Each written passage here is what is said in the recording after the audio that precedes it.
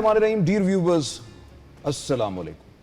I'm your host Faisal and you are watching Foresight.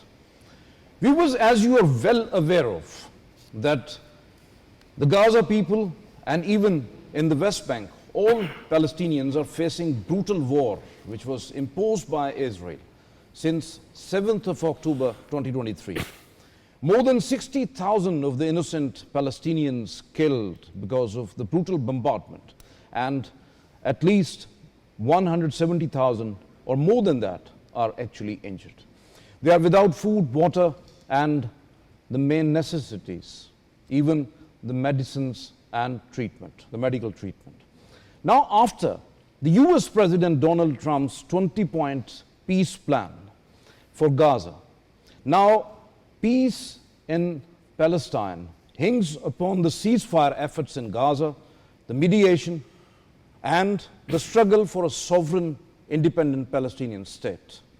Now, the situation is that after Hamas partially agreed on having ceasefire in Gaza and also agreeing upon peace efforts for Gaza and overall Palestine, now all are waiting for ceasefire, particularly the halt of bombardment by the occupation forces, Israeli occupation forces, and also Qatar, Egypt, and the US. They are working on an effective mediation process to have a real-time ceasefire in Gaza. Now, that all hangs upon how this whole peace plan is going to be exerted, actually. The second situation, which is emerging in South Asia, and we are going to discuss this as well, and that is after the worst defeat in Marka-e-Haq and Operation Bunyanu-Mursus, India is continuously showing aggressive posture and building piles of arms, while its civilian and military leadership giving jingoistic statements, just like recently by the Indian Defense Minister Rajnath Singh and the Army Chief Upendra Dwivedi. So we'll discuss in detail. We have in our studios Syed Ahmed Ali. He is the research assistant at the Center for Aerospace and Security Studies, Islamabad. Thank you very much, Ahmed, for being with us here. And with him, Mr. Almas Naqvi. He is the Foreign Affairs Analyst. Thank you very much, Mr. Almas, for your presence. And from Ankara, Turkiye, joining us from TRT World, Hasan Abdullah. He is the diplomatic correspondent there. Thank you very much, Hasan, for your presence. My first question to you, Hasan, related to the emerging situation in Middle East, particularly in Palestine. How significant Hamas' offer to release all Israeli captives under the Trump's proposal for achieving a long-term ceasefire in Gaza, but demanded full withdrawal, real withdrawal from the occupied territories, particularly the Gaza enclave? Well, Faisal, thank you for having me. First of all, what we've seen is that shortly after Hamas conveyed the message to the US side saying that it's willing to hand over all the Israeli captives, and we had the statement from American President Donald Trump that in which he called on Israel to halt the bombing campaign in Gaza. Shortly after that, we saw Israel carrying out more attacks in Gaza, and I understand that at least 20 or so people have been killed already. So this is after the US announcement. This is after the US president calling on the Israelis to halt attacks. I think that gives you an indication of how serious the Israelis are as far as abiding by this plan is concerned. And there has been a certain historical pattern. If you look at the past incidents where ceasefire was called, there were violations from the Israeli side, the bombardment continued, the targeting of civilians continued. I think that really does raise a number of questions about the implementation of the other plans. So, Hasan, as you have rightly mentioned about that, there is, given the history of the broken promises and the betrayals by the Israeli illegitimate state of Israel and its de facto ruling elite right now, will illegitimate state of Israel have at least considering to have the ceasefire of its brutal bombing and alleged humanitarian abuses right now that is going on in Gaza from the last couple of years. Now, President Trump urging Israel to have ceasefire, but that is crucial to have success when it comes to the peace and stability in that region. Well, I think we have to look at it from a number of dimensions. First of all, it's very clear that, and this is based on the statements that have come from Benjamin Netanyahu himself and from members of his cabinet, where he's said, number one, that the two-state solution is dead. There cannot be such a thing as a two-state solution. This is on record. Then you've got his cabinet members. They have said that the promised land doesn't just encompass what Israel has at the moment, but they've talked about the Gaza Strip, the West Bank. They've talked about large swathes of Syria, Jordan, northern Saudi Arabia, even parts of Turkiye. So I think their ambitions have been very clear. They've been very clear about their expansionist designs.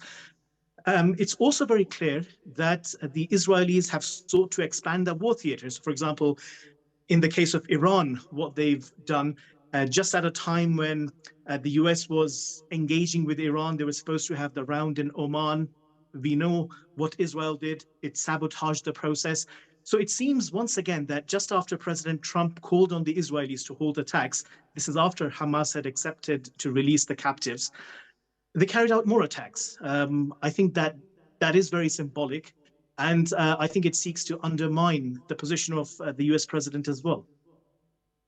So, Hasan, you very rightly mentioned about that. You have given the example of Iran as well. So, when we are talking about if Hamas actually fulfill the commitments to release all captives, earlier on, the de facto Prime Minister of Israel, Netanyahu, actually pledged to far-right audiences and the far-right war cabinet that his intentions are clear to continue this war, and he will have a larger plans. So when it comes to the US pressure, do you think that Israel has already tested the nerves of the Middle East all across, and even the United States?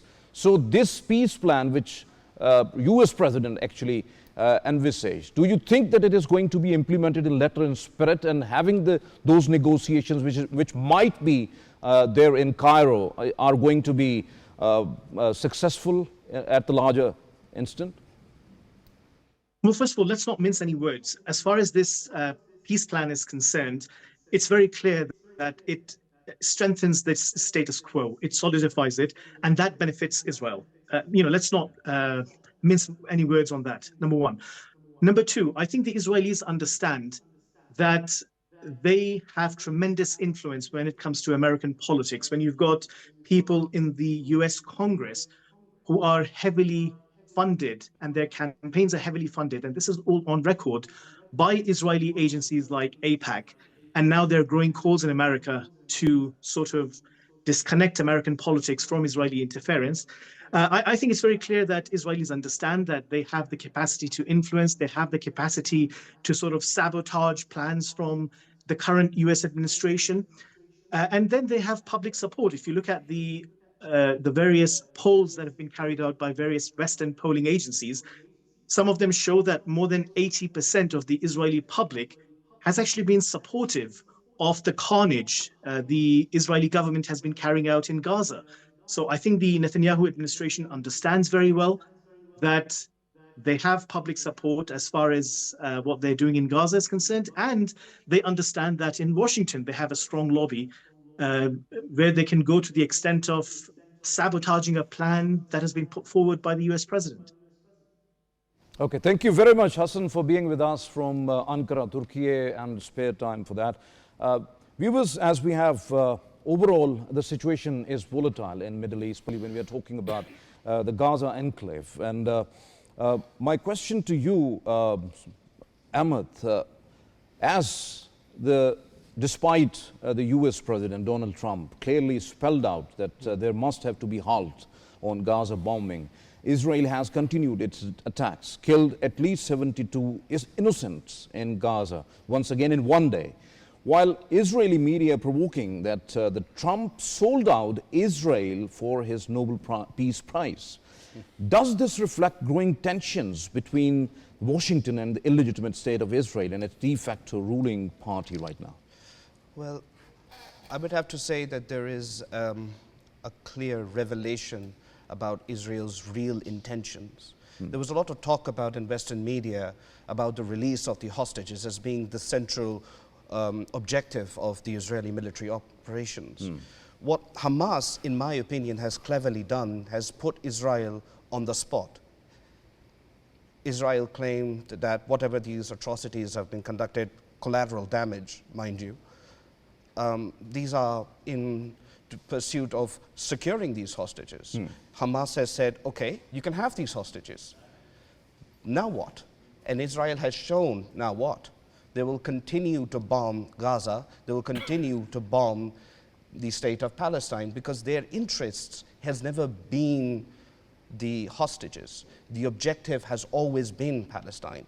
So regardless of whatever Mr. Trump says, Israel's goal will always remain towards its own interests. So, Mr. Almas Haider Naqvi, with Qatar and Egypt stepping up the mediation process alongside the US following Hamas response, Pakistani Deputy Prime Minister and the Foreign Minister Ishaq Dar held telephonic conversations with his Egyptian and Saudian counterparts, and even he is having conversations with others as well who are the part and parcel of these negotiations. Can this coordinated diplomatic push actually bring an end to war in Gaza and pave the way for a lasting peace in the Middle East? Yes, we should be optimistic and hopeful. But the ground situation is so complicated and complex still. I think President Trump's peace plan is a wishful thinking. I don't think so it's a practical or doable for various reasons.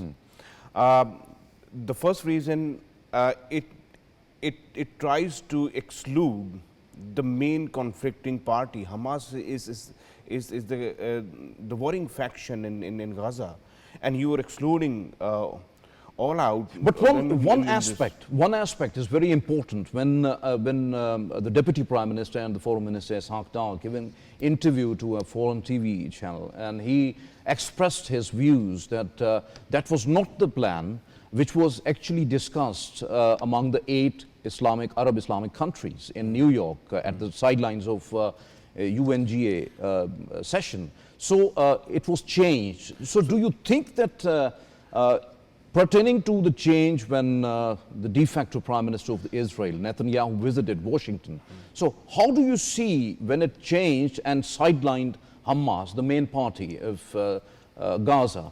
Now, if Palestinians are sidelined, so what sort of peace there in Gaza? I don't think so. It's workable, as I earlier mentioned. Our Deputy Prime Minister, Pakistan's position a bit deviated from its original or principal position when they met to the President Trump. And after that meeting, our Prime Minister has tweeted that supported this peace plan, actually.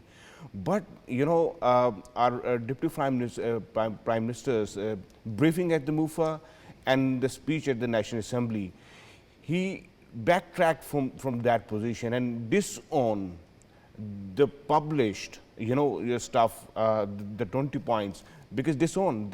Pakistan is not comply with this plan. The reason it was.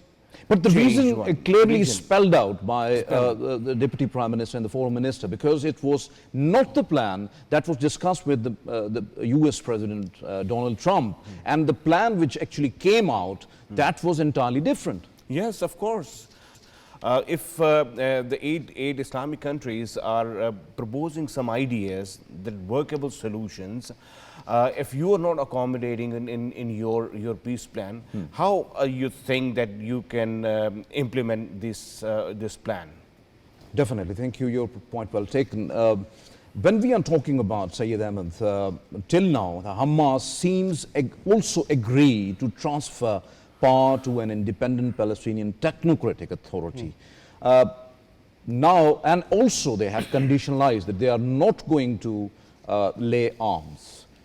Could this open the path for lasting peace and establishment of a free and sovereign Palestinian state? Although in the Trump's 20 points peace plan, there was a kind of an acknowledgement of the wishes of the people related to the state of Palestine, but it was not the core agenda. Okay, so let's break this issue down, right? For any negotiation, let alone Gaza, any negotiations to be successful, there needs to be some amount of trust. The negotiations have been done in bad faith. It's not the first time. Even the Abraham Accords, they sidelined the main actor, which was the Palestinian Syed people. Ahmed, sorry for interruption. Viewers, we have a breaking news here, and soon after that news, we'll start with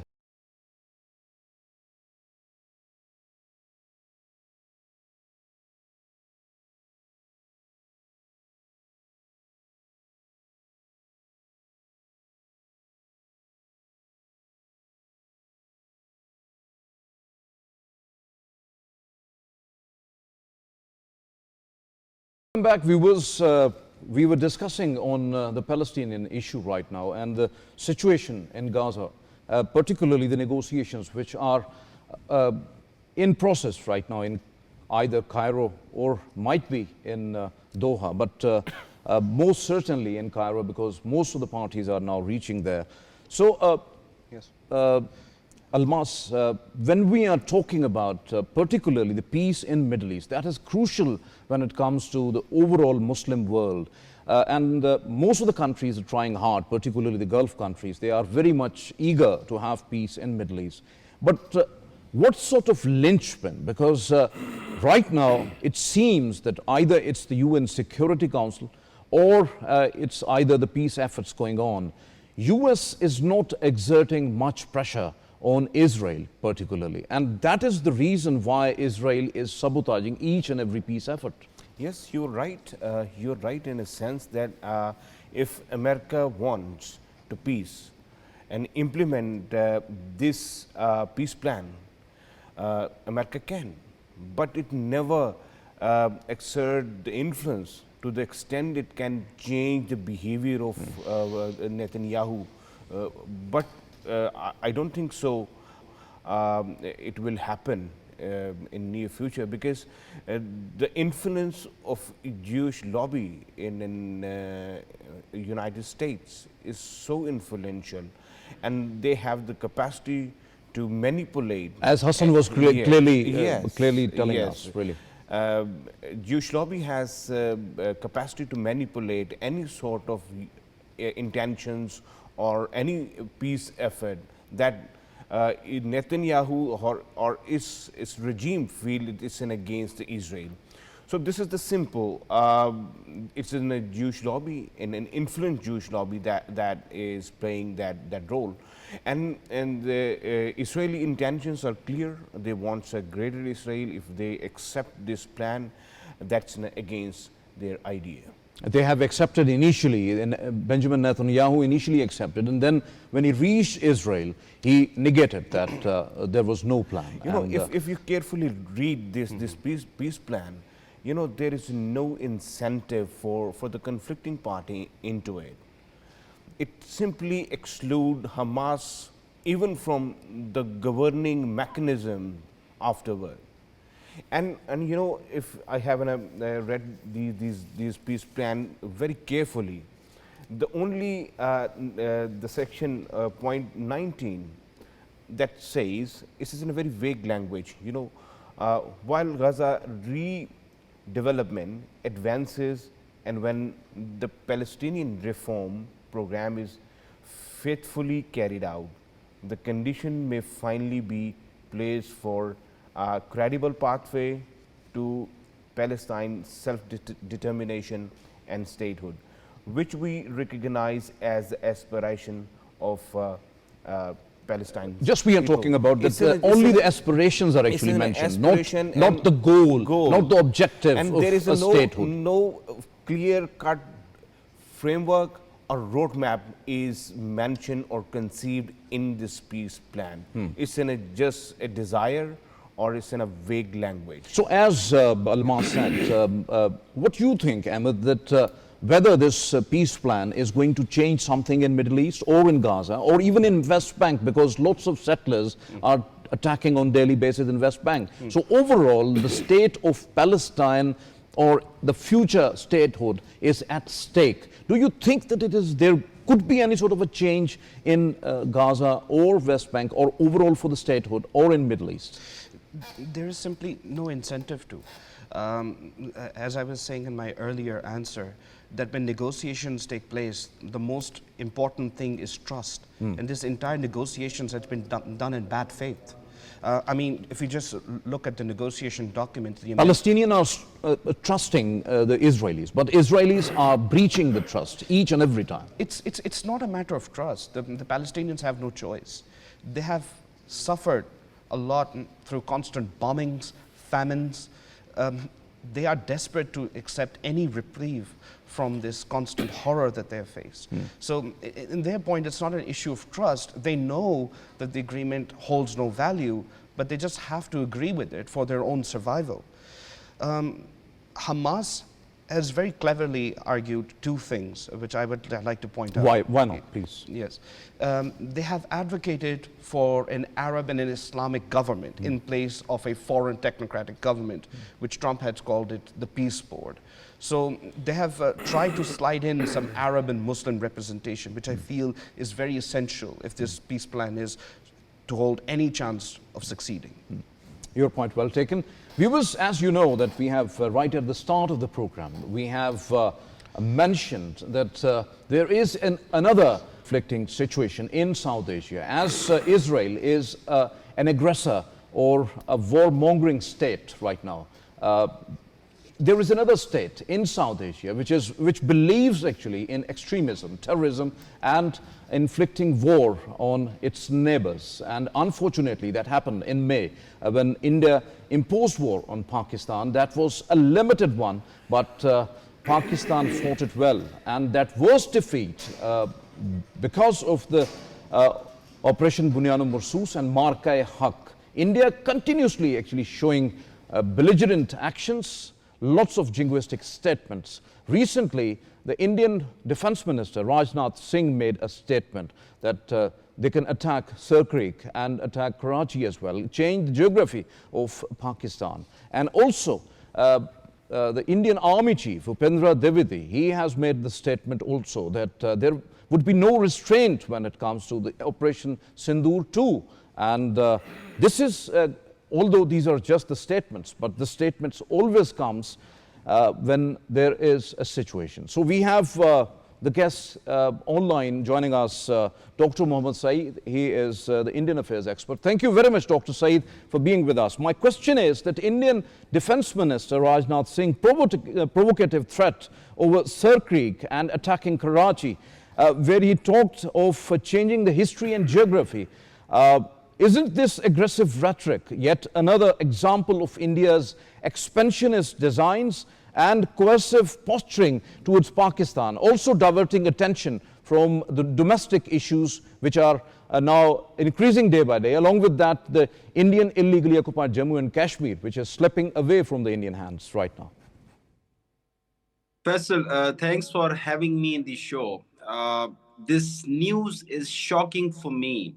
Shocking in a way that in May 2025, this 4 days conflict ended for catastrophic, it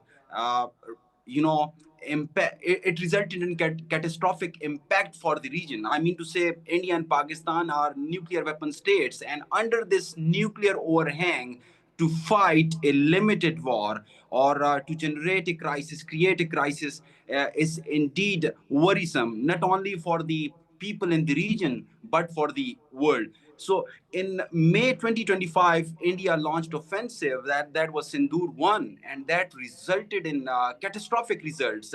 And we can see that on India's part, it was 7-0. 7 fighter jets were shot. And Pakistan armed forces, keeping in view their professional excellence, keeping in view their capabilities. They fought really well and they responded really well. So that May 2025 conflict, ended with the ceasefire that was assisted by the United States of America, and President Trump played an important role in that. And for sure, Prime Minister of Pakistan, Mia Shehbaz Sharif, and Pakistan as a state nominated President Trump for this Nobel Peace Prize. Now, it's like few months time now, from May up till now in this October, what India is up to. India is up to for launching another operation that they are calling Sindoor 2. So we don't know exactly that what it will result in. I mean to say, as President Trump mentioned during his press conferences time and again across the world, while talking to different media channels, or, or while interacting with different leaders of the world, he time and again mentioned that that conflict of May 2025 could have escalated. Both countries have nuclear capabilities, advanced missile technology. So if that conflict would have lasted for like 10 days, 15 days, 20 days, so what would have been the results? So Indian leadership, be that military, be that civilian, they must acknowledge the fact, they must understand that giving statements like these and expressing this sort of offensive military posture, this is very much dangerous Dr. for Saeed, Dr. Saeed, the peace and stability in the region. What's your take on India's claim once again? Indian Air Chief, Air Chief Marshal Amarpreet Singh, just a couple of days back, he has once again claimed that 5 of the Pakistani jets were down and striking 300 kilometers inside Pakistani territory during Operation Sindoor already remain unverified, whatever he said. And nobody across the world, because you know that time and again the heat signatures, the signal intelligence, electronic intelligence, the SATCOMs, the overall satellite data, everything is available across the world. Everybody knows what happened. So why he is insisting upon 5 to 6 jets down by, particularly by Amarpreet Singh, the Air Chief, Indian Air Chief? Faisal, this is face saving. I mean to say, keeping in view their conventional capabilities, India's conventional capabilities, be that of Air Force, Army, or Navy, they are conventionally superior than Pakistan. Despite that conventional superiority, what they, ended up in 7-0. And as Indian Air Chief is, he mentioned in a statement that we shot like 5 Pakistani jets. So why they are mentioning it now? Why not back in May 2025? And at the same time, why President Trump? He is the president of the most powerful country of the world. So why he is mentioning 7-0? Why he is not mentioning 7-5? So this is just a face saving. And at the same time, I personally think peace and stability is very much important for the South Asian region. I mean to say, this offensive posture or these offensive statements can lead up to a significant catastrophe, and that catastrophe will be very much dangerous, not only for the region, for the people in South Asia, but for the world. Time and again, I'm mentioning this, that both countries are nuclear. What's the reason behind why these jingoistic statements by the Indian leadership, even the civil or the military? What's the reason behind? Either it's the coming state elections in India, or the domestic situation, which is now there are lots of separatist movements going on, particularly in the southern regions, when we are talking about Mizoram, Nagaland, Manipur, Assam, and all others, and even the situation in Indian illegally occupied Jammu and Kashmir, because of the Indian atrocities, are going out of control. So how do you see that this whole situation going on there in India and in illegally occupied Jammu and Kashmir? This is the reflection, the statements, the jingoistic statements by the Indian leadership right now. Okay, if we look into domestic political and economic condition of India, for sure they are under deterioration. I mean to say, India successfully, I must appreciate over the years they have maximized their economic capabilities, and that is basically that was the outcome of the economic policies of Manmohan Singh. And over the years, they have achieved those economic capabilities. Nevertheless, if you look into Modi 1.0, 2.0, and now, in the contemporary times, we come to understanding that those economic capabilities and those economic policies which were giving bounties and blessings to India, so for sure they are under threat. They are under deterioration. And why this is so? This is due to BJP RSS nexus. I think that India as a state is pursuing the ideology of Hindutva. And trust me, Faisal, if an individual or group or any state become jingoistic, become indulge in this extremist behavioral pattern, keeping in view some ideology that is extremist in nature, just like Hindutva, I'm telling you that individual, that group, or that state is not going to progress or develop in the contemporary times. So India Definitely. and Indian citizens, Indian policymakers, they must review their policy. Yeah. Definitely, definitely. Thank you very much, Dr. Mohammed Saeed, for being with us online. Thank you very much for your candid views as well. When we are talking about, Syed Ahmed, in belligerent stance, the extremism going on, the Hindutva ideology, do you think that that is now inserted into the Indian military, Indian Air Force and Navy as well, and they are turning into an extremist military rather than a terrorist military kind of thing, rather than to be the professional military?